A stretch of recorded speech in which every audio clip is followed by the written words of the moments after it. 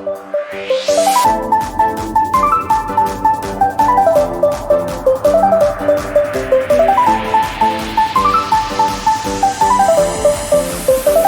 ये दो पार्ट में डिवाइड है आपकी। इस बार आधी बुक पार्टनरशिप की है और आधी बुक कंपनी की है। मुस्कान आप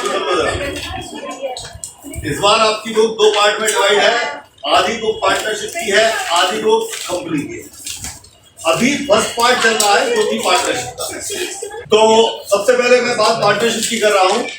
जब दो या दो से अधिक व्यक्ति एक जगह पर प्रॉफिट अर्न करने का उद्देश्य लेकर के बिजनेस करते हैं तो उन्हें पार्टनरशिप कहते हैं। ठीक है, उनकी फर्म को पार्टनरशिप फर्म कहते हैं, उसको पार्टनर कहते हैं। जब पार्टनरशिप स्टार्ट होती है तो उनके बीच में कुछ एग्रीमेंट होते हैं, कुछ डीड होती है, आपस में कुछ सहमति होती है।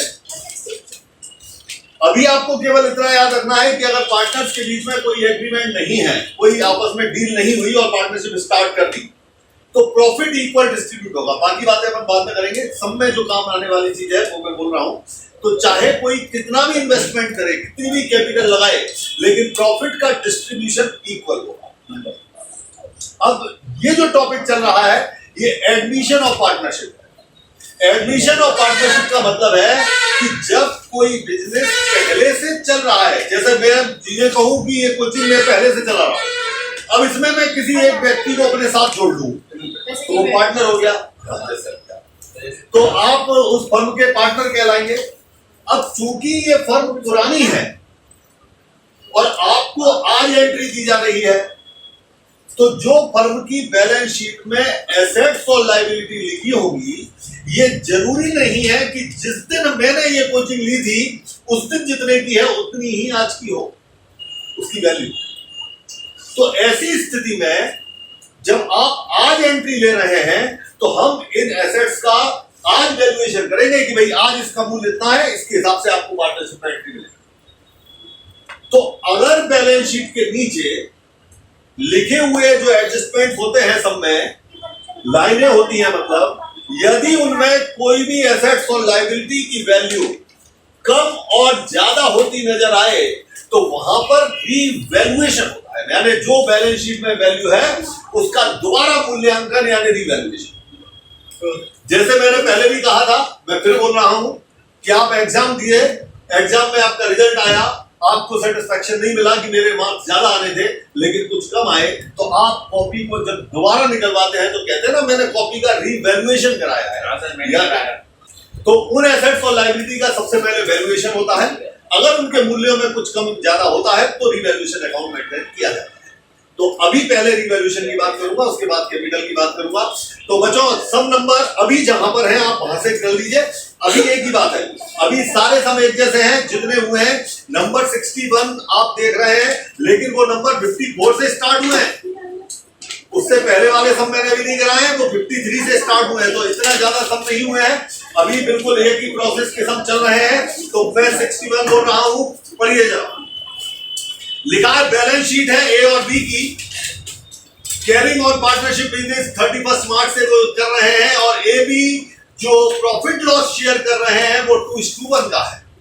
ये आपके पास लाइन है। उसके बाद उस ए और बी की फर्म की एक बैलेंस शीट है, और बैलेंस शीट के नीचे लिखी लाइनों में लिखा है कि C is admitted as a partner on the date of balance sheet. इन्होंने बैलेंस शीट की डेट पर सी को पार्टनरशिप में एंट्री दी है, यानी नया पार्टनर फर्म में आ रहा है जिसका नाम सी है। उसने कहा है C will bring 1 lakh his capital. जो पार्टनर फर्म में एंट्री ले रहा है वो अपने साथ में, आपको मालूम है कि अगर आप पार्टनरशिप में आएंगे तो डेफिनेटली आपको इन्वेस्टमेंट करना पड़ेगा, और वो कह रहा है कि वो 1 लाख रुपए कैपिटल के और साथ में ला रहा है गुडविल का अमाउंट।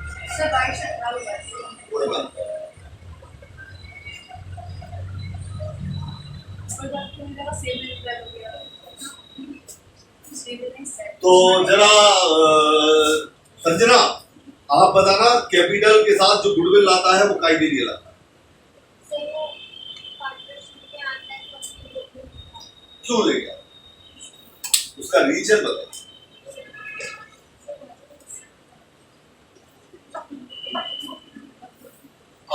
बताइए उसका रीजन, गुडविल क्यों लेके आता है? बांटने के लिए। मतलब जैसे हमारे पास पैसा ज्यादा हो गया तो हमने भंडारा लगवा दिया इसलिए लाता है। आप बताओ जरा गुडविल पार्टनर के लिए लाता है। अरे क्यों लाता है आप बताना सर। ओल्ड पार्टनर्स जो अपना प्रॉफिट सेक्रीफाइस करते हैं ना सर, उसके लिए। जी हाँ, जब नया पार्टनर फर्म में एंट्री लेगा तो भाई इन्वेस्टमेंट तो करना पड़ेगा। आप पार्टनर बनना है तो पैसे तो देने पड़ेंगे, फर्म को कैपिटल तो इन्वेस्ट करनी पड़ेगी। तो कैपिटल तो लाता है वो इसलिए कि भाई पार्टनर बनना चाहता है तो इन्वेस्टमेंट करना पड़ेगा। अब जैसा मैंने आपसे पहले कहा था, मैं दोबारा बोल रहा हूं, पहले जो प्रॉफिट दो पार्टनर में बढ़ रहा था, जैसे इस क्वेश्चन में ए और बी पहले से पार्टनर है, अब तीसरे ने एंट्री ले ली तो जो प्रॉफिट दो लोगों में बढ़ रहा था, जब वो तीन लोगों में बढ़ेगा तो डेफिनेटली हमारा प्रॉफिट कम होगा। किसी चीज के दो हिस्से करो और तीन हिस्से करो तो डेफिनेटली तीन हिस्से करने पर आपका शेयर कम हो जाएगा। तो जो हम अपने प्रॉफिट का सेक्रीफाई कर रहे हैं, यानी त्याग कर रहे हैं आपके लिए, तो उसके बदले में हमें कुछ चाहिए। बिना किसी त्याग के कोई कुछ देता है क्या? तो वो सेक्रीफाई कर रहे हैं, जो प्रॉफिट में हम आपको अपना पार्ट दे रहे हैं, उसके बदले में हम आपसे गुडविल लेते हैं। तो इसलिए वो गुडविल लेकर के आता है, याद रखिए बच्चों। अब आगे पढ़िए। Plant appreciate to 120। बच्चों आ गई बात, मैंने कहा सम की नीचे लिखी लाइन में सिंगल वैल्यू भी, एक वैल्यू भी कम और ज्यादा होती नजर आए तो आपको रिवैल्यूएशन बनाना पड़ेगा। तो इस सब में बच्चों पहला एडजस्टमेंट मिल गया कि प्लांट को जो भी करना है कम या ज्यादा, तो मतलब रिवैल्यूएशन बनेगा, चाहे सिंगल एंट्री मिले आपको। तो सबसे पहला काम हमारा है कि हम रिवैल्यूएशन अकाउंट बनाए। बोलिए क्या बोला आपने? पार्टनरशिप पर मंथली चलती है। हाँ चलती है ना, क्यों चलती है? कौन सी? अब ये तो हो सकता है, जैसे कोई भी एक एग्जांपल द्वारा समझ लो, कोई भी फर्म में, अब मान लो प्रशांत सर पढ़ा रहे हैं, मैं पढ़ा रहा हूँ, हो सकता है हम पार्टनर हो, हो सकता है नहीं, वो अपनी क्लास ले रहे हैं, मैं अपनी क्लास ले रहा हूँ, पैसों में पार्टनर। तो बेटा पार्टनरशिप अगर होती है तो पैसे में ही होती है, और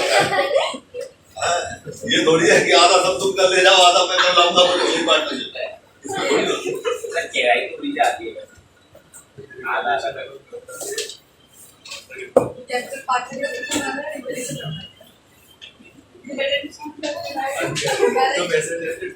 सर पहले चीज के लिए 1% चाहिए, आप मुझे ऐड कर दो अपने पार्टनरशिप में।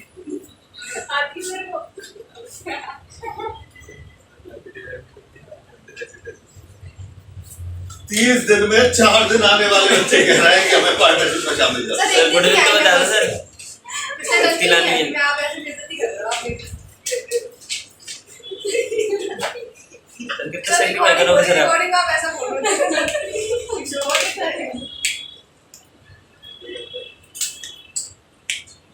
तो बच्चों ये रिवैल्यूएशन अकाउंट है, फॉर्मेट आप सबने लिखा हुआ है, सबने याद किया हुआ है, लेकिन शॉर्ट में हम केवल इतना समझ सकते हैं, शॉर्ट में केवल इतना समझ सकते हैं कि ऐसी कोई भी चीज जो फर्म को लॉस पहुंचाए, बाकी डिटेल आप याद करते रहना, लेकिन अभी शॉर्ट में कोई भी ऐसी चीज जो आपकी फर्म को लॉस पहुंचाए वो इधर, और कोई भी ऐसी चीज जो आपके फर्म को प्रॉफिट पहुंचाए वो इधर। बस इतने से आपका रिवैल्यूएशन में काम चल सकता है। कभी कभी तो आउटस्टैंडिंग प्रीपेड की एंट्री ना हो तो चलिए भाई, आपको जो बताया था वो आपको याद है। बैलेंस शीट में जो वैल्यू लिखी है वो पुरानी ओल्ड है, और एडजस्टमेंट में जो लिखी है वो प्रेजेंट की वैल्यू है। तो हमें प्रेजेंट से ओल्ड की ओर नहीं जाना, ओल्ड से प्रेजेंट की ओर आना है कि पहले क्या था आज क्या हो गया। चलिए पहला एडजस्टमेंट लिखा है, सी आ रहा है 1 लाख कैपिटल और गुडविल ला रहा है।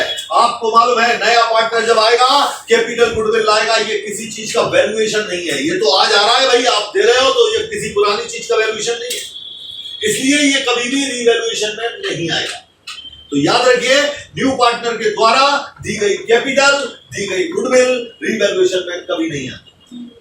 अब आगे प्लांट एप्रिशिएट टू 120। अब बच्चों आपको मालूम है, फिर मैं एक बार और एक्सप्लेन कर रहा हूं प्लांट एप्रिशिएटेड बाय 120 और प्लांट एप्रिशिएटेड टू 120, दोनों में अंतर है। प्लांट एप्रिशिएट बाय 120 यानी प्लांट को 120 से बढ़ाइए और प्लांट एप्रिशिएट टू 120 तक बढ़ाइए। इसमें 2 है यानी तक बढ़ाइए। ऊपर बैलेंस शीट में देखिए प्लांट कितने का, 1 लाख का। नीचे देखिए कहां तक बढ़ाइए, 120 तक बढ़ाइए। तो 120 तक बढ़ाइए तो कितना बढ़ गया ये पहले के कंपेयर में 20,000। तो बच्चों प्लांट एसेट्स होती है और एसेट्स का मूल्य यदि बढ़ रहा है तो आपके लिए प्रॉफिट वाली बात है कि लॉस वाली बात है। तो बस प्रॉफिट वाली साइड में वही वैल्यू लिखी जाती है जितना उसमें फ्लक्चुएशन है। तो बाय प्लांट और फ्लक्चुएशन है 20,000 का, तो ये यहां पर 20,000 क्लियर। इसके बाद value of building appreciate by 10%। Building की वैल्यू भी 10% एप्रिशिएट हो रही है। हाँ भाई बिल्डिंग भी अगर बढ़ रही है, एप्रिशिएट माने बढ़ना, डेप्रिशिएट माने कम होना, तो एप्रिशिएट हो रही है बिल्डिंग की वैल्यू, तो हमारे लिए ये भी प्रॉफिट है क्योंकि एसेट्स की वैल्यू फिर बढ़ रही है। फिर राइट साइड में लिख दीजिए बाय बिल्डिंग।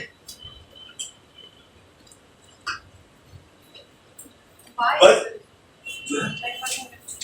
10% है। ऊपर देखिए बैलेंस शीट में 1,50,000 की बिल्डिंग है। 10% का मतलब 15,000। तो बच्चों ये 15,000 बढ़ गई और इस प्रकार से ये आपकी दूसरी एंट्री भी हो गई। 10% लगाना तो आता ही है, 10/100, 150 into 10/100। आगे चलिए। Stock is found over valued bye 4,000। इसमें बच्चों लैंग्वेज समझिए, इसमें लिखा है stock is found over valued bye 4,000। Stock को 4,000 से बढ़ाना है ऐसा नहीं लिखा। स्टॉक का मूल्यांकन जो है वो 4,000 रुपए से ज्यादा लिखा हुआ है, यानी एक्चुअल में बैलेंस शीट में जो वैल्यू है वो एक्चुअल से 4,000 ज्यादा लिखी है। तो बच्चों कम करना पड़ेगा, आज उसका मूल्य अगर कम है तो लैंग्वेज समझ में आ गई। तो फाउंड ओवर वैल्यूड करना नहीं है, ओवर वैल्यूड है वो पहले से ज्यादा है, कम करना पड़ेगा। लॉस वाली बात है क्योंकि एसेट्स की वैल्यू अगर कम होगी तो आप सभी को मालूम है लॉस है। स्टॉक में 4,000 रुपीज बाय लिखा है बच्चों। सर जैसे कि एग्जाम्पल में ये बैलेंस शीट मिलेगी क्या सामने वाला कुछ मिलेगी? हाँ बैलेंस शीट मिलेगी, बिना बैलेंस शीट क्या आपको बहुत आसान है। आसान लग रहा है। आसान तो है, थोड़ा सा अगर ध्यान दोगे तो वास्तव में आसान है। मैं आज ही कह रहा हूँ ऐसे होता है तो ऐसे थोड़ा सा ध्यान दे लो तो आसान हो जाएगा। आप परेशान होते हैं। आप परेशान हैं, बैच के बाद मुझसे मिलना, आपकी परेशानी दूर। हाँ। आगे लिखा है provision for bad and doubtful debts created 5% on debtor. बच्चों क्लास 11th में फाइनल अकाउंट पढ़ा होगा ट्रेडिंग P&L, उसमें बैड डेट प्रोविजन बहुत बार आया था। आप सभी को मालूम है डेटर्स कौन होते हैं? जिनको उधार माल बेचते हैं, जिनसे पैसा लेना होता है। और बैड डेट प्रोविजन का मतलब डूबने की संभावनाएं, बैड होने की पॉसिबिलिटीज। हमारे लिए प्रॉफिट की बात है कि लॉस की बात है? लॉस की बात है। और लॉस की बात है तो डेबिट में लिख दीजिए टू डेटर्स। और बच्चों कितने परसेंट बोल रहा है वो? 5% बोल रहा है। आप जानते हैं ऊपर देखिए डेटर 60,000 के हैं, 60,000 का 5% लगाने पर 3,000 होता है। इसके बाद लिखा है creditor unrecorded to the extent of 1,000। Mahak बता सकती हैं क्या? Creditor unrecorded to the extent of 1,000 rule याद करेंगे। लायबिलिटी के बारे में रिवैल्यूएशन के रूल्स में क्या लिखा हुआ है? लायबिलिटी के बारे में रिवैल्यूएशन के फॉर्मेट में क्या लिखा हुआ है? किस तरफ क्या आता है? कुछ लिखा मिला था लायबिलिटी के बारे में रिवैल्यूएशन अकाउंट में? किस तरफ क्या लिखा था?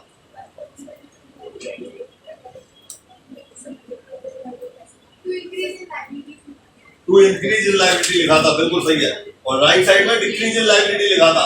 अब जरा पढ़ के देखिए और बता दीजिए कि ये इंक्रीज हो रही है लायबिलिटी या डिक्रीज हो रही है? Creditor unrecorded to the extent of ₹1,000. उनको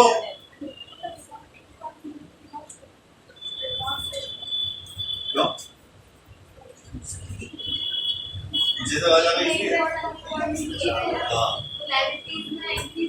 हाँ बिल्कुल बच्चों क्रेडिटर वो होते हैं जिनको पैसे देना होते हैं।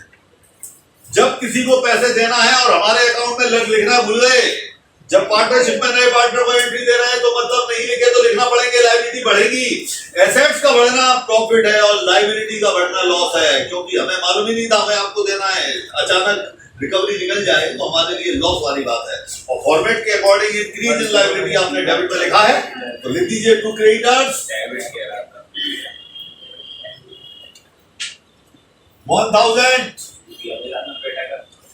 और इतना करने के बाद बस भाई इस अकाउंट में केवल वही चीजें आती हैं जिनकी वैल्यू कम या ज्यादा होती है, उसके अलावा इसमें कोई वैल्यू नहीं आती।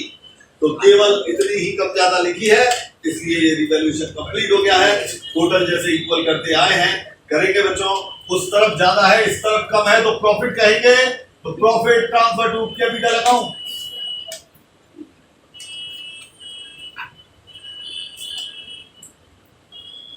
बच्चों ये रिवैल्यूएशन जो हो रहा है वो केवल और केवल ओल्ड पार्टनरों के लिए है, क्योंकि उनकी पुरानी एसेट्स और लायबिलिटी कम ज्यादा है तो उन्हीं उसका बेनिफिट उन्हीं को मिलेगा।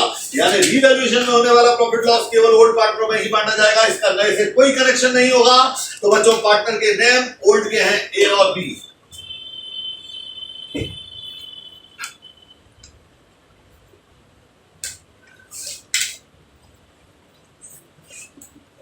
हाँ भाई बैलेंस करना सभी को आता होगा। इधर का टोटल 35,000 है तो इधर भी 35,000 चाहिए आपको।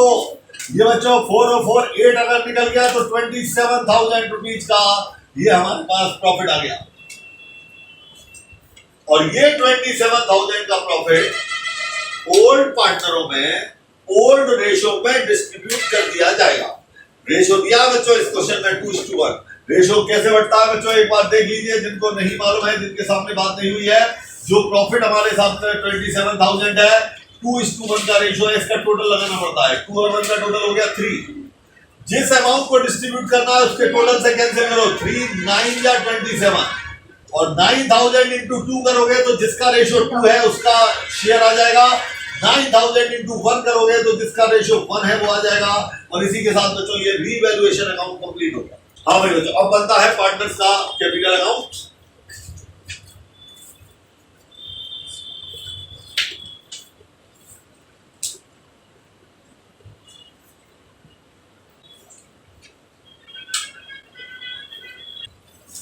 बच्चों जितने पार्टनर होते हैं अमाउंट के उतने कॉलम्स होते हैं बच्चों। ए और बी पहले से थे, तीसरे ने एंट्री ली, और जब ए और बी पहले से थे और तीसरे ने एंट्री ली तो अब पार्टनर हो गए 3, और जब पार्टनर हो गए 3 तो इसलिए कैपिटल अकाउंट में अमाउंट के कॉलम हो गए 3। हाँ भाई ये कॉलम तो पर्टिकुलर का होता ही है। तो सर ये किसी के पार्टनर्स हैं क्या? देखो जनाब पार्टनर तो है, ए और बी पुराने पार्टनर है, सी ने एंट्री ली है, 3 पार्टनर।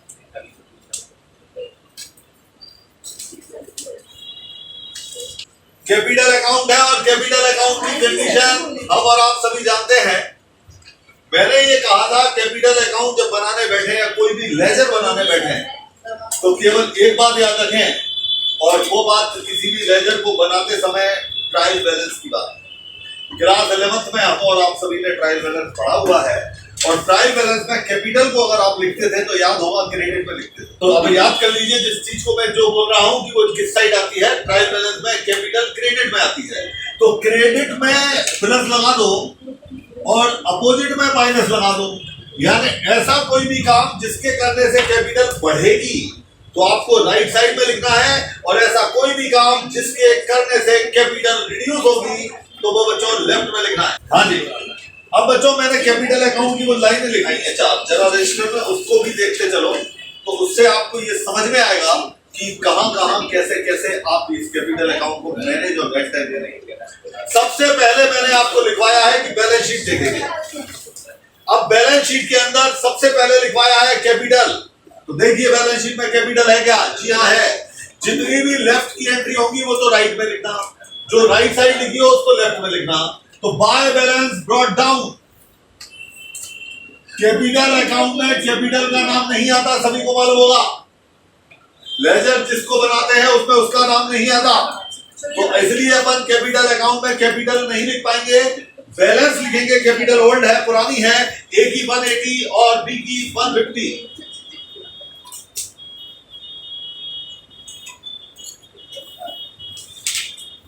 जिनके नेम के सामने जितनी लिखी है उतनी लिख दी जाएगी। सेकंड नंबर पर आपको लिखवाया है करेंट अकाउंट, तो बैलेंस शीट के अंदर देखिए क्या करेंट अकाउंट है। थर्ड नंबर पर आपको लिखवाया है ड्राइंग्स, देखिए बैलेंस शीट के अंदर ड्राइंग्स है। फोर्थ नंबर पर लिखवाया है रिजर्व या फंड, नहीं है। फिफ्थ नंबर पर लिखवाया है प्रॉफिट एंड लॉस, ये भी बैलेंस शीट में नहीं है। और लास्ट में लिखवाया है गुडविल, बैलेंस शीट वाली गुडविल, नीचे एडजस्टमेंट वाली नहीं, बैलेंस शीट वाली गुडविल, बैलेंस शीट के वो भी नहीं है। तो जो हो वो लिखना है, जो नहीं है छोड़ देना है, नहीं है बाकी।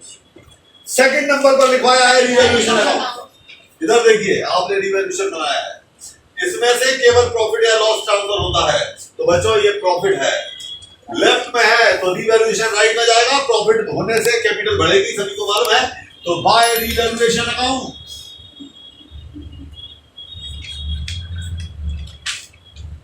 और बच्चों जिसके नेम में जितना लिखा है उतना लिख दिया जाएगा, 18,000 एंड 9,000। ए और बी का जो रिवैल्यूएशन लिखा है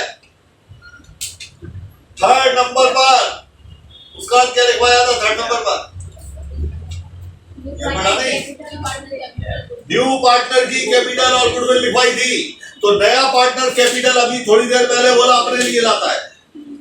मैं व्यापार में पार्टनर बन रहा हूं तो मुझे पूंजी लानी पड़ेगी, कैपिटल लानी पड़ेगी। लाऊंगा तो कैपिटल बढ़ेगी या कम होगी? बढ़ेगी। बढ़ेगी तो बच्चों इस साइड आएगा।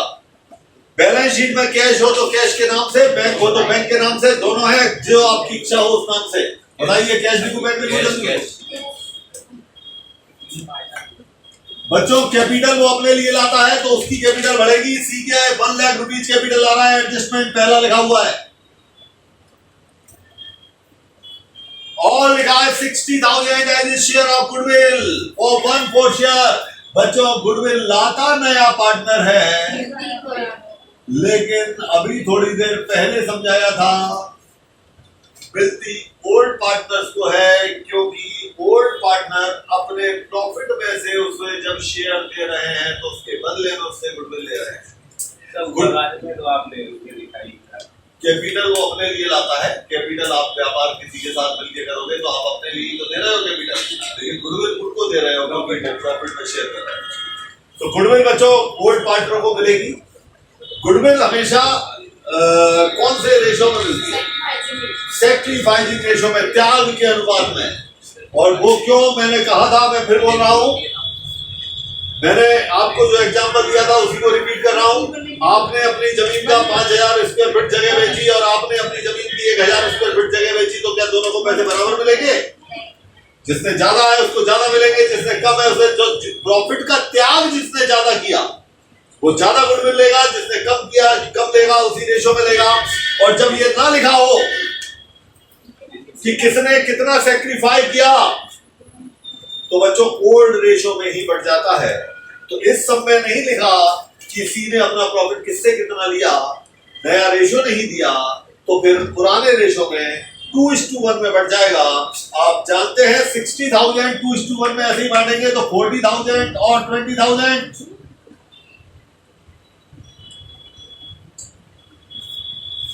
क्लियर? रेशो में बांटना समझ में आ गया ना? 60,000 into 2:1। और इतना करने के बाद अब क्या लिखवाया था इसके बाद?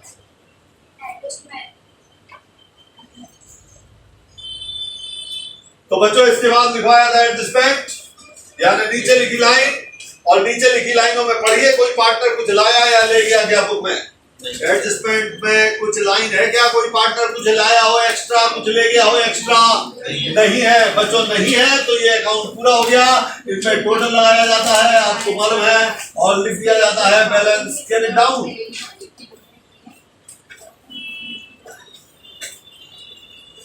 तो बच्चों ये हो गया 40 50 238, ये हो गया 150 79, और ये हो गया 1 लाख।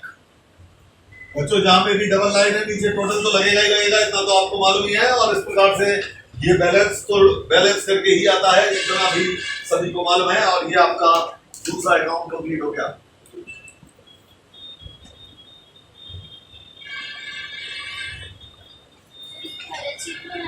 हम तो बनाएंगे, सब में मांगी हो या ना मांगी हो, अब ये सीखने का काम है, इसलिए हमारा काम ये है कि अब बैलेंस शीट बनाएंगे।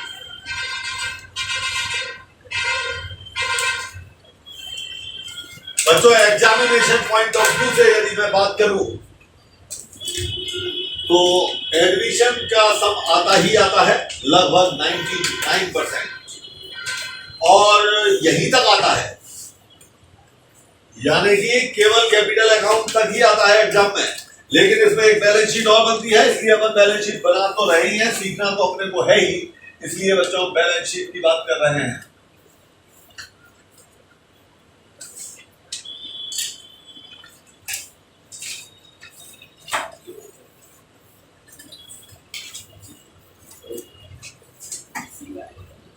लायबिलिटीज और एसेट्स।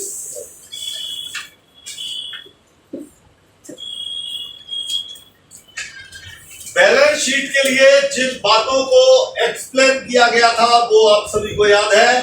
बैलेंस शीट बुक की बैलेंस शीट की कॉपी कर दी जाएगी। लेफ्ट वाली एंट्रियों को लेफ्ट में, यानी लायबिलिटी वाले को लायबिलिटी में, एसेट्स वाली को एसेट्स में, लेकिन उनके जो मूल्य कम ज्यादा हो रहे हैं उसको ऐड लेस करना पड़ेगा। तो चलिए मैं लेफ्ट से पढ़ना स्टार्ट कर रहा हूं। सबसे पहले लिखा हुआ है बिल्स पेबल। आप जानते हैं रिवॉल्यूशन में देखते चलेंगे कि कहीं बिल्स पेबल में तो कुछ नहीं लिखा, नहीं लिखा तो जैसा लिखा वैसा लिख दो। तो बिल्स पेबल 10,000 का है तो लिख दीजिए बिल्स पेबल 10,000। क्रेडिटर्स 58,000। बच्चों क्रेडिटर्स के बारे में कुछ लिखा है, क्रेडिटर में 1,000 का लॉस दिखा रहे हो। तो क्रेडिटर में अगर 1,000 का लॉस होगा तो क्रेडिटर बढ़ेंगे या कम होंगे? बढ़ेंगे, बढ़ेंगे। एसेट्स कम होना लॉस होता है, लायबिलिटी ज्यादा होना लॉस होता है, अभी अभी समझाया। प्लस करना पड़ेगा, लॉस वाली साइड है। और वैसे भी एडजस्टमेंट पढ़ के लिखा है टू द एक्सटेंट अनरिकॉर्डेड है, तो अनरिकॉर्डेड है तो रिकॉर्ड करना पड़ेगा, और रिकॉर्ड करना पड़ेगा तो लायबिलिटी बढ़ेगी। अनरिकॉर्डेड 1,000 तो ये हो गया 59,000।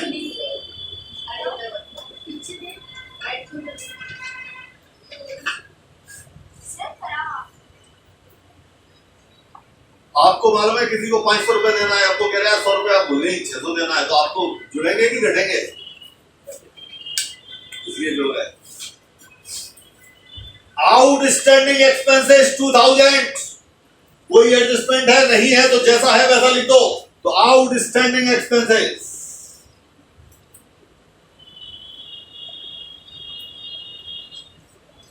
वैल्यू 2,000। इसके बाद दी हुई है कैपिटल, लेकिन कैपिटल के बारे में मैंने कहा था बच्चों ध्यान दीजिए इधर।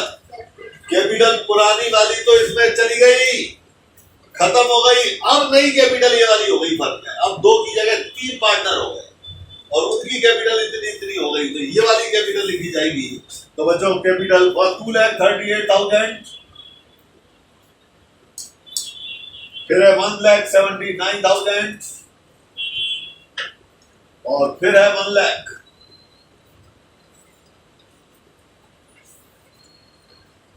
लायबिलिटी खत्म कर दी आपने। अब बुक की एसेट देखी जाएगी। एसेट साइड में सबसे पहले कैश लिखा है 10,000। बच्चों आपने ये एंट्रियां मुझसे कैश में लिखवाई थी, याद रखिए। कैश या बैंक कभी भी डायरेक्ट नहीं आएगा, क्योंकि जब नया पार्टनर आया है अपने साथ कैपिटल गुडविल के पैसे लाया है तो व्यापार में आपके पैसे बढ़ेंगे ना, कैश बढ़ेगा ना। तो इसलिए बच्चों ये कैश भी आई है कैपिटल के रूप में, सीज कैपिटल 1 लाख की, तो ये भी कैश बढ़ गया आपका। और गुडविल भी कैश में आई है 60,000, तो ये भी कैश बढ़ गया आपका। तो अब बिजनेस में टोटल कैश आपके पास 1,70,000 हो गई। अगर बैंक पे होते वहाँ पे बैंक तो फिर बैंक में ऐड करते, इसमें दोनों दिए ना, फिर ये चीज बैंक में ऐड कर देते। अब लिखा है कैशियर बैंक 40,000। बच्चों बैंक में चूंकि आपने कैश में एडजस्टमेंट कर लिया, इसलिए बैंक अब डायरेक्ट आएगा, जितना है उतना ही आएगा। डेटर्स है 60,000। बच्चों डेटर्स में एडजस्टमेंट था, इधर देखिए डेटर्स में लॉस दिखा रहे हो 3,000 का, माइनस हो गए बच्चों। डेटर्स में बीडीआर डेट बैलेंस शीट में माइनस करते थे, क्लास 11 की बातें याद हो तो माइनस बीडीआर। बच्चों डेटर्स में कमी को बीडीआर बोलते हैं। यहाँ पर बीडीआर बेटर प्रोविजन 3,000 का, तो ये हो गया 57,000 का। इसके बाद बैलेंस शीट में स्टॉक लिखा है 40,000। स्टॉक में भी बच्चों रिवैल्यूएशन है। हाँ भाई, स्टॉक में बच्चों 4,000 लॉस वाली साइड में लिखे हैं। कम होंगे या ज्यादा होंगे? कम होंगे, डिक्रीज। तो डिक्रीज हो गए बच्चों 4,000। स्टॉक में बच्चों डेप्रिसिएशन नहीं लगता है, इसलिए इसमें डेप्रिसिएशन नहीं लिखा गया। वैसे कम होने पर डेप्रिसिएशन, ज्यादा होने पर एप्रिसिएशन लिखते हैं, लेकिन डेटर्स में डेप्रिसिएशन नहीं हो सकता, उसमें बीडीआर होता है। स्टॉक में कभी डेप्रिसिएशन नहीं लग सकता, इसलिए उसको डिक्रीज इंक्रीज ही बोलेंगे। और इसके बाद है प्लांट 1 लाख रुपीज का। बच्चों बुक की बैलेंस शीट बुक देखते जाना तो समझ में आएगा पैसे क्या क्या हो रहा है, समझ में नहीं आएगा आपको। बुक में हर एंट्री को देखते जाइए तो एक बार में कोई ऐसी उसमें कोई मेजर मिस्टेक नहीं है, मार्क्स करने वाली मिस्टेक नहीं है, लेकिन जो सिस्टम है उसको समझ के। हाँ भाई, प्लांट में बच्चों इधर देखिए प्रॉफिट दिखा रहे थे 20,000 का, बढ़ेगा या कम होगा? बढ़ेगा, क्योंकि प्लांट एसेट्स है, एसेट्स में प्रॉफिट होना मतलब बढ़ना प्लस एप्रिसिएशन 20,000, 1,20,000। और प्लांट के बाद बच्चों हमारे पास है बिल्डिंग 150 की।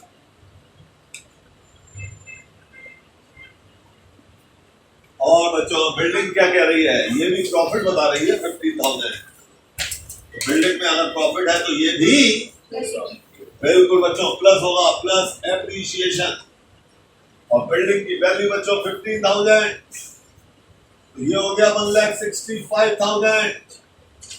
अब बच्चों ये तो आपने बुक की बैलेंस शीट कंप्लीट कर दी, बुक में जो भी था वो लिख दिया, लेकिन इसके बाद मैंने क्या कहा था सुनिए इधर ध्यान से।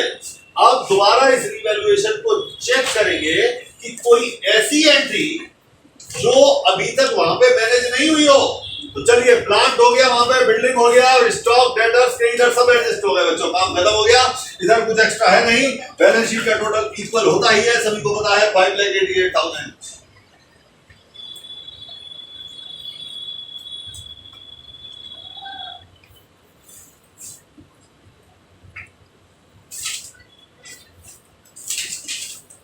और इस प्रकार से बच्चों ये सब आपका इस जगह पर कंप्लीट हो गया। इसमें केवल इतना ही था। 62 नंबर का समय बच्चों। रमेश, मुकेश, महेश इक्वल पार्टनर है। मैं सम पढ़ रहा हूं, मेरी बात को जरा ध्यान से सुन लेना जरा। 3 पार्टनर हैं, उसके बाद लिखा है उन तीनों की कैपिटल दी हुई है। श्याम को एडमिट किया है, कैश ला रहा है 1800, गुडविल ला रहा है 2000, सॉरी 1800 गुडविल ला रहा है, 2000 कैपिटल ला रहा है। 62 नंबर। आगे लिखा है द एंटायर अमाउंट, आपके में ये है, आगे की तरफ होगा शायद, आगे की तरफ होगा ये आपके आगे लिखा है the entire amount God will remain in the business liability of the old firm 3500 assets apart from cash 1550 consist of motor इतना, फर्नीचर इतना, स्टॉक इतना, डेटर्स इतना। Motor and furniture revalued 1300 and 430 और revaluation account, capital account and balance sheet बनाइए। ऐसा है पूरा board में ढूंढ लीजिए, यही होगा राइट साइड वाले पेज पर। थोड़ा और आगे बढ़ो, हाँ यही कहीं होगा। और पढ़ लो पेज एक, ये ऊपर लेफ्ट में देखो है, सम है ये पक्का है, ये देखो। हाँ तो बच्चों सबसे पहले इंपॉर्टेंट पॉइंट ये है कि इस सब में बैलेंस शीट नहीं है, ध्यान देना, बैलेंस शीट नहीं। जिन क्वेश्चंस में बैलेंस शीट नहीं होगी उन क्वेश्चंस में आपको ओल्ड बैलेंस शीट बनानी पड़ सकती है। कैसे पता चलेगा? ऐसे पता चलेगा कि जैसे मैं एक लाइन बोल रहा हूं, मेरी लाइन को सुन लीजिए तो आपको शायद समझ में आ जाए। और अगर आपको लगता है कि अगर नहीं तो हमेशा बैलेंस शीट बना के देख लें। बैलेंस शीट 11th क्लास में पढ़ी है तो आती होगी, अदरवाइज नहीं आती होगी। तो बैलेंस शीट बना के देख लें, बैलेंस शीट के टोटल इक्वल आ जाए तो मतलब बैलेंस शीट की समान डिजिट पूरी है। लेकिन अगर इक्वल नहीं आए तो कुछ मिसिंग फिगर है। बैलेंस शीट क्यों बनानी पड़ती है? बैलेंस शीट इसलिए बनानी पड़ती है क्योंकि कुछ मिसिंग फिगर हो सकता है। अब वो कैसे पता लगेगा कि मिसिंग फिगर है? अब जैसे आपने कहा, अब मैं कहूं कैश को छोड़कर, मैं एक लाइन बोल रहा हूं समझने के लिए, कैश को छोड़कर अदर एसेट्स इतनी है। अब वो कह रहा है कैश को छोड़कर अदर एसेट्स है तो कैश कितनी है?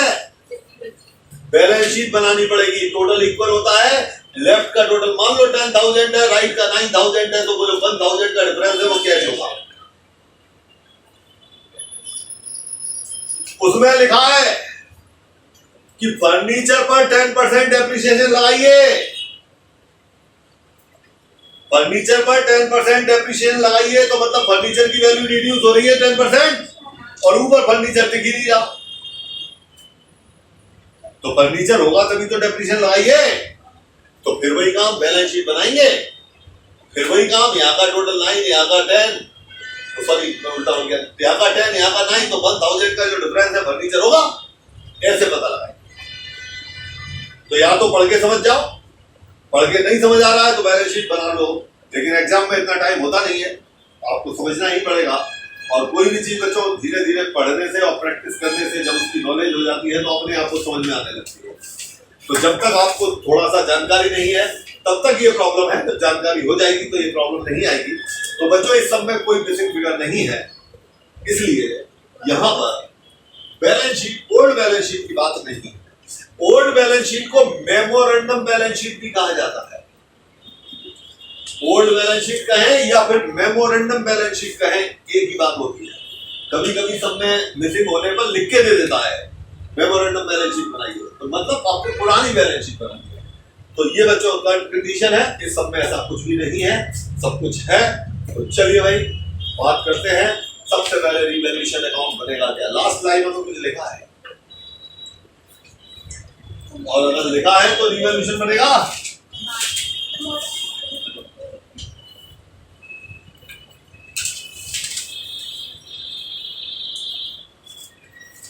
रीवैल्यूएशन में क्या क्या आता है ये मैंने कहा, जो एसेट्स लायबिलिटी अप डाउन होती है, फ्लक्चुएट होती है, कम ज्यादा होती है, केवल वही आती है।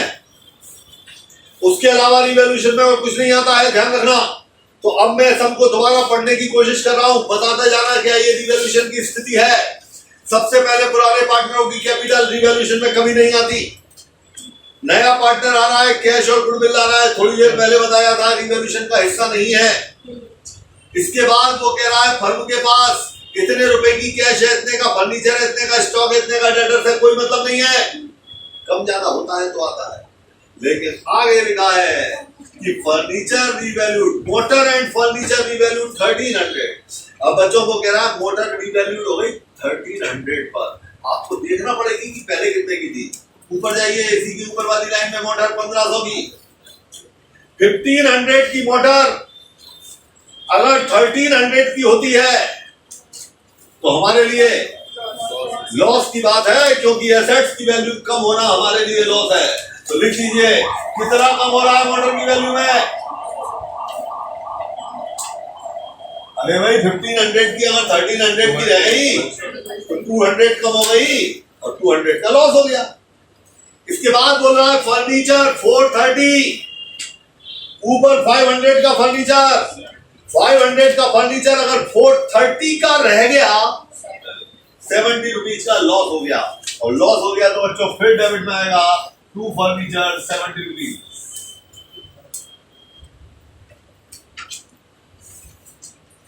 इसमें केवल जितना कम या ज्यादा होता है वही वैल्यू आती है। बस वही काम खत्म हो गया और इसमें कुछ आपको दिख नहीं रहा है जो इसमें आने वाला हो। तभी वैल्यूएशन की बात पूरी हो गई बच्चों। इस बार लॉस हो गया, इधर का टोटल ज्यादा है, इधर कुछ है ही नहीं, तो लॉस ट्रांसफर टू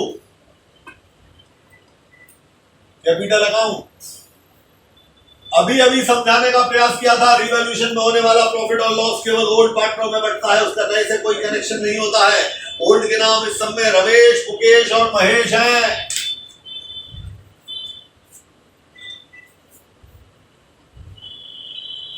बच्चों मैंने ये कहा था कि नाम शॉर्ट में लिख सकते हैं, जैसे राम कृष्ण, तो राम और कृष्ण आर और के लिख सकते हैं, लेकिन एक राम और एक रमेश है तो फिर आर नहीं लिख सकते, फिर पूरा नाम लिखना पड़ेगा।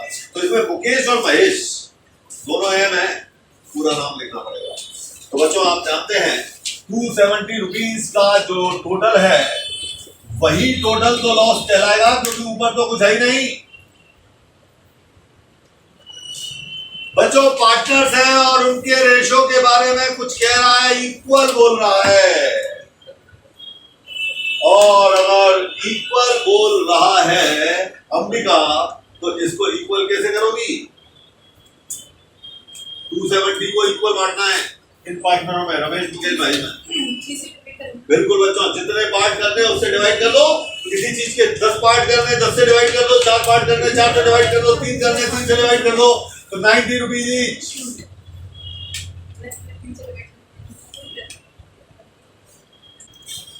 अब इतना करने के बाद अगली कंडीशन यानी पार्टनर्स का कैपिटल अकाउंट। पहले इसमें कोई प्रॉब्लम किसी को?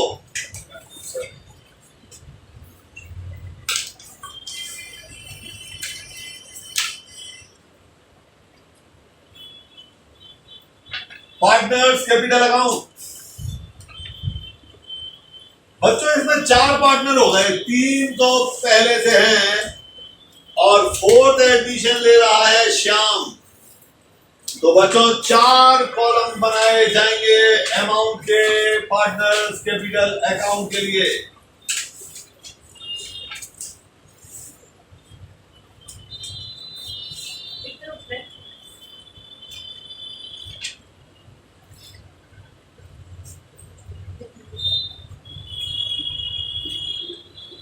रमेश, मुकेश, महेश,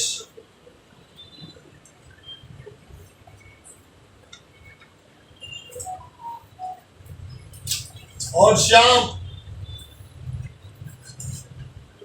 रमेश, मुकेश, महेश एंड श्याम।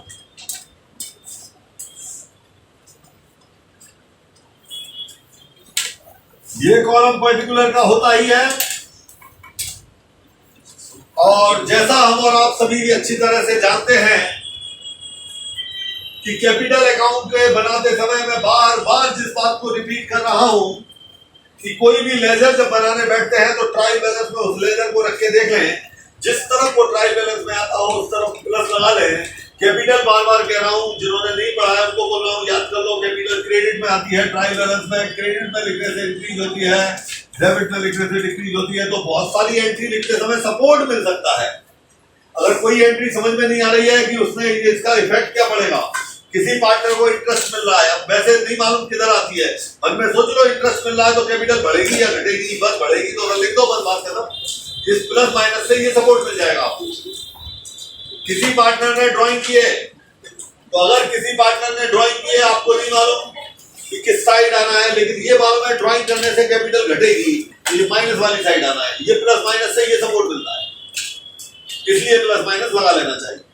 कोई भी लेजर बनाओ, कोई सा भी, मतलब ये केवल इस कैपिटल अकाउंट की बात नहीं है, अकाउंट के अंदर कोई सा भी लेजर बनाने बैठ जाओ, इस बात को ध्यान रख लो बच्चों। इसमें बैलेंस शीट नहीं है, तो इसमें बैलेंस शीट नहीं है तो बैलेंस शीट की नॉलेज जरूरी है, क्योंकि अभी तक तो मैं ये कहता था बैलेंस शीट होती थी, तो बैलेंस शीट में जो मैंने कैपिटल अकाउंट बनाते समय 6 चीजें लिखवाई, capital, current, drawing, reserve fund, profit loss और गुडविल, तो मैं कहता था लेफ्ट में है तो राइट में लिख दो, राइट में है तो लेफ्ट में लिख दो। अब यहाँ लेफ्ट राइट तो है नहीं, यानी बैलेंस शीट तो है नहीं, तो अब आपको नॉलेज होनी चाहिए कि कैपिटल बैलेंस शीट में होगी तो कहाँ लिखी होगी, गुडविल होगी तो कहाँ होगी, रिजर्व होंगे तो कहाँ होंगे। अब इसके लिए फिर वही बात है, 11th में जो आपने बैलेंस शीट पढ़ी है उसका सपोर्ट है, बाकी जिन्होंने नहीं पढ़ी है अब इतनी बैलेंस शीट यहाँ पे बना रहे हो तो कौन सी चीज कहाँ पे लिखी मिल रही है इतना तो ध्यान रख ही सकते हैं अगर पढ़ना चाहते हैं तो चलिए भाई, सबसे पहले कैपिटल अकाउंट में बैलेंस शीट देखना पड़ती है। अब यहाँ बैलेंस शीट नहीं है तो बैलेंस शीट के अंदर की बातें देख लो। सबसे पहले कैपिटल, बच्चों पुराने पार्टनरों की लिखी हुई है, उनकी कैपिटल लेफ्ट में होती है बच्चों, बैलेंस शीट में राइट में आती है, और कैपिटल अकाउंट में पुरानी कैपिटल है, ओल्ड कैपिटल है, बैलेंस ब्रॉट डाउन के नाम से आती है बच्चों। लिखी हुई है पहले पार्टनर की 2000, दूसरे की लिखी हुई है 2250 और तीसरे की लिखी हुई है 2500।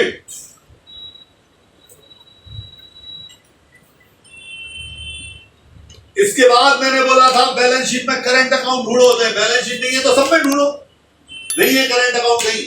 फिर बोला था ड्राइंग ढूंढो, नहीं है सब में कहीं। फिर बोला था रिजर्व और फंड ढूंढो, नहीं है। फिर बोला था प्रॉफिट एंड लॉस ढूंढो, नहीं है। और फिर बोला था गुडविल ढूंढो, वो गुडविल नहीं जो नया पार्टनर लाया है, वो जो पहले से बैलेंस शीट में लिखी है, इसमें वो नहीं है। पहला पॉइंट पूरा कर लिया आपने। अब दूसरे नंबर पर नोट कराया था रीवैल्यूएशन अकाउंट आपने बनाया है। जो भी प्रॉफिट लॉस आया है वो ट्रांसफर करना होता है, लॉस आया है राइट में है तो रीवैल्यूएशन लेफ्ट में आएगा, लेजर पोस्टिंग जानते हो राइट लेफ्ट करना, तो और वैसे नहीं जानते तो लॉस से कैपिटल कम होगी हमारी, इसलिए कम वाली साइड में माइनस वाली साइड में, तो टू रीवैल्यूएशन अकाउंट 90 बच्चों, तीनों पार्टनरों में 90-90 रिवैल्यूएशन केवल ओल्ड में डिस्ट्रीब्यूट होता है, रिवैल्यूएशन का नए से कोई कनेक्शन नहीं होता है।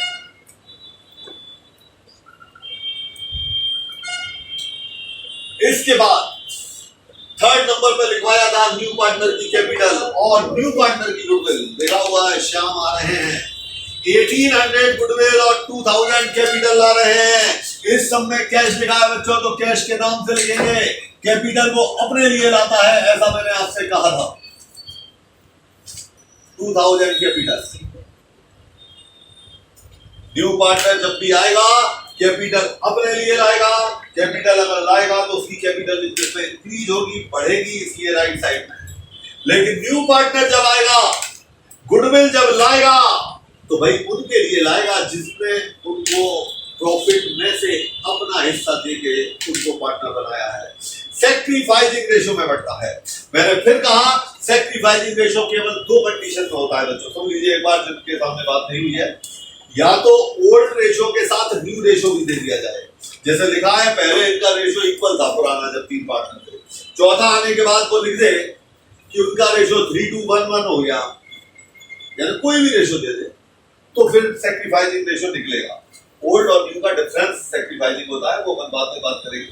या फिर लिखा हो कि नए पार्टनर ने अपने प्रॉफिट का 3/4 दिन से लिया, 1/8 दिन से लिया, 1/4 दिन से लिया, तो फिर इतना इतना आपने सैक्रिफाइस।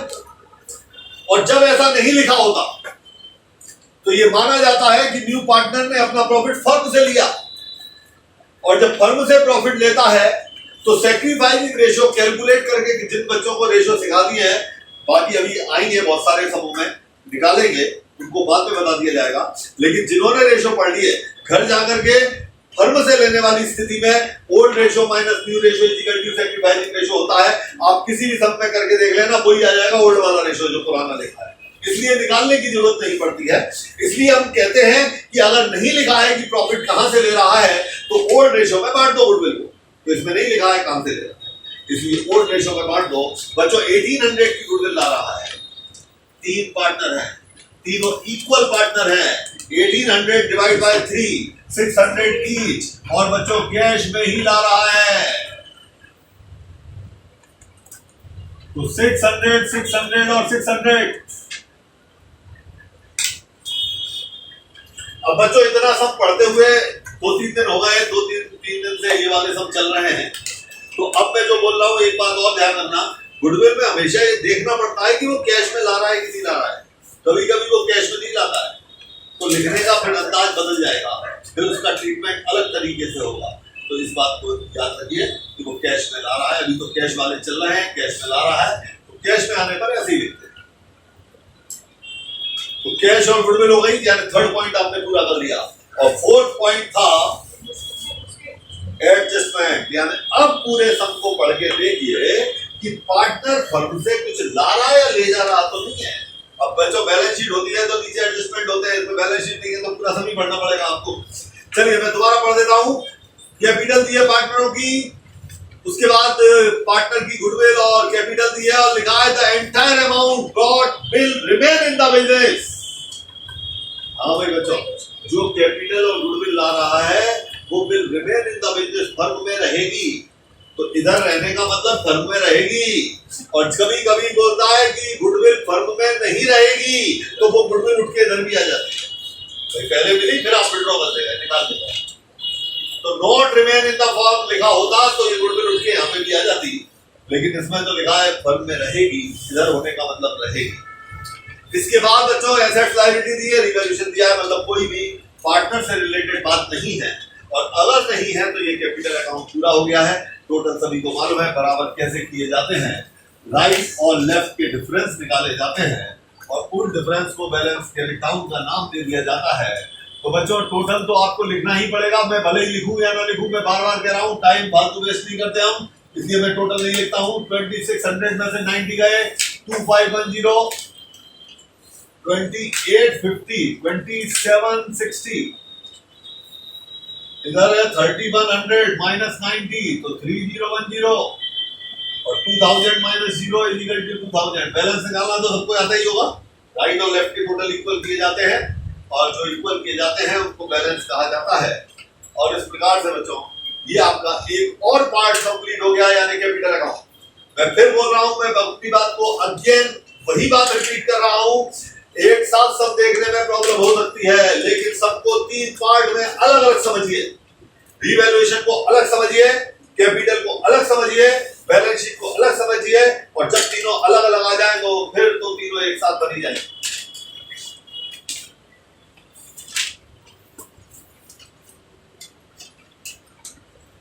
अब बच्चों बैलेंस शीट भी बाकी है, तो बैलेंस शीट भी मेंटेन करनी ही पड़ेगी।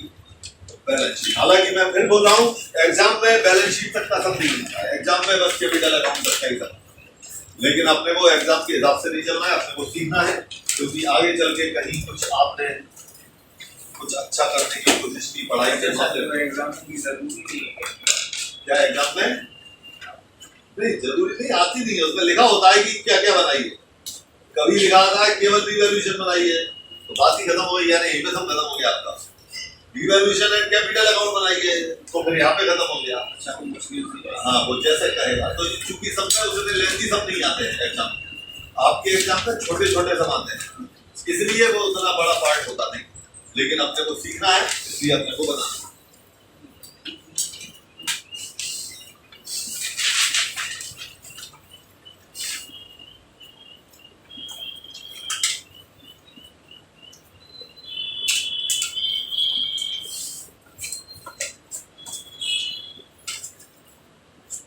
बैलेंस शीट में बच्चों लायबिलिटी और एसेट्स होती है, सभी को मालूम है।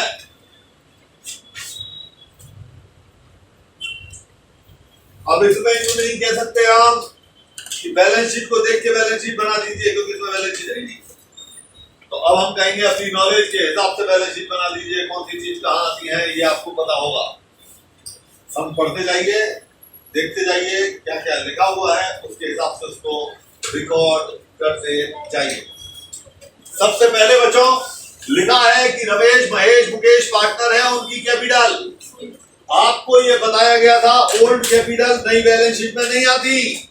ओल्ड कैपिटल यहाँ पे लिख दे चुके हैं, अब नई कैपिटल ये वाली हो गई जो बैलेंस कैरी डाउन होती है। हमेशा बैलेंस शीट में ये वाली कैपिटल आती है, तो जब ये वाली कैपिटल आती है, कैपिटल सभी को मालूम होगा बैलेंस शीट में एसेट्स में आती है, ठीक है। मैं तो देख रहा था कि कितने बच्चों को सुन रहे हैं मेरी बात को। बच्चों लाइबिलिटी में ही आती है, आपने हमेशा लाइबिलिटी में लिखा है, कभी एसेट्स में लिखा है क्या, कभी कैपिटल को एसेट में, कभी आई है क्या कैपिटल एसेट्स? आ सकती है बच्चों, कैपिटल एसेट्स में भी आ सकती है। आपने 10,000 रुपए व्यापार में लगाए हो, 12,000 रुपए निकाल के ले गए हो, तो माइनस में चली जाती है, एसेट्स में भी लिखी मिल सकती है। एसेट्स में लिखने के अरे माइनस में चली गई कैपिटल, 10,000 रुपए आपने लगाए और 12,000 रुपए फर्म से निकाल के ले गए, तो कैपिटल माइनस में चली गई ना। आपने क्लास 11 में कैपिटल लिखते थे, उसमें नेट प्रॉफिट जोड़ते थे, ड्राइंग घटाते थे, तो अगर 10,000 में से ड्राइंग 12,000 घटाए तो माइनस में आ गए, तो माइनस वाली चीज को अपोजिट में नहीं लिखते। ओवरड्रॉ हो गया ना, तो अभी मैं इसी बैलेंस शीट में बुक पे आपको दिखा दूंगा लिखी हुई, तो बताओ हो सकती है ना, कहने का मतलब नहीं है, हो सकता है। चलिए, तो बच्चों मैं बात कर रहा था कैपिटल की। कैपिटल लायबिलिटी में आती है, लेकिन कैपिटल के बारे में जैसा मैंने कहा, ओल्ड वाली नहीं आएगी, नई वाली आएगी। रमेश, मुकेश, महेश, श्याम, और बच्चों ये जो कैरी डाउन में लिखी है ये वाली आएगी 2510, 2760, 3010 और 2000।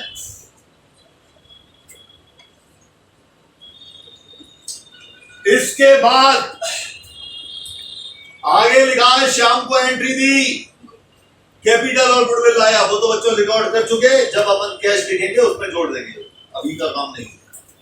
आगे लिखा हुआ है कि the liability of the import for 3500, liability 3500, liability है, किस साइड आएगी? अब लाइबिलिटी तो लाइबिलिटी में ही आएगी, तो लिख दीजिए लाइबिलिटी लिख दो या क्रेडिटर लिख दो बच्चों, एक ही बात है, 3500।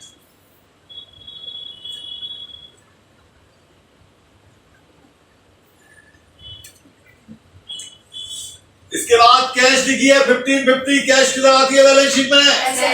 एसेट्स में, तो कैश 1550 है, लेकिन कैश बच्चों मैंने कहा एडमिशन में कभी भी डायरेक्ट नहीं आती। न्यू पार्टनर आया है, अपने साथ पैसे लाया है, तो कैश तो बढ़नी है। तो बच्चों श्याम की कैपिटल है 2000 और गुडविल लाया है 1800। बस भाई बच्चों, कैश में तो यही फैक्ट में है।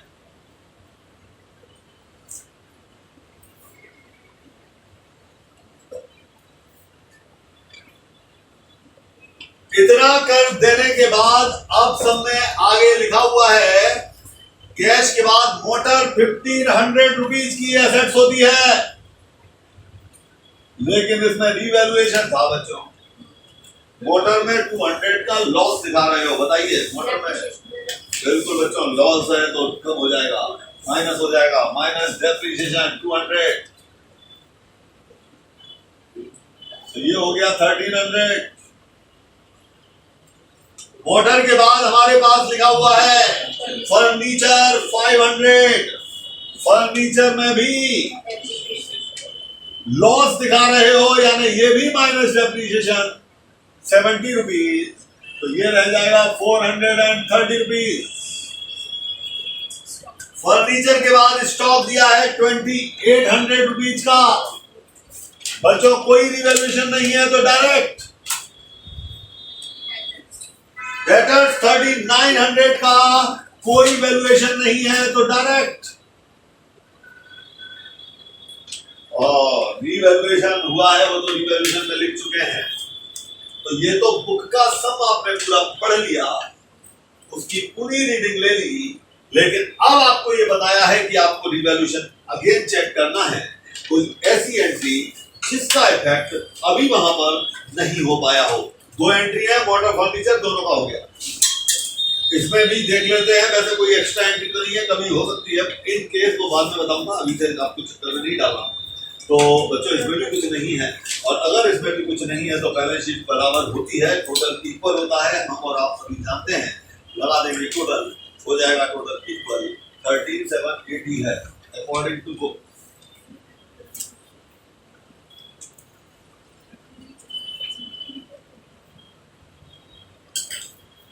तो 13,780 रुपीज, ये आपकी बैलेंस शीट कंप्लीट हो गई।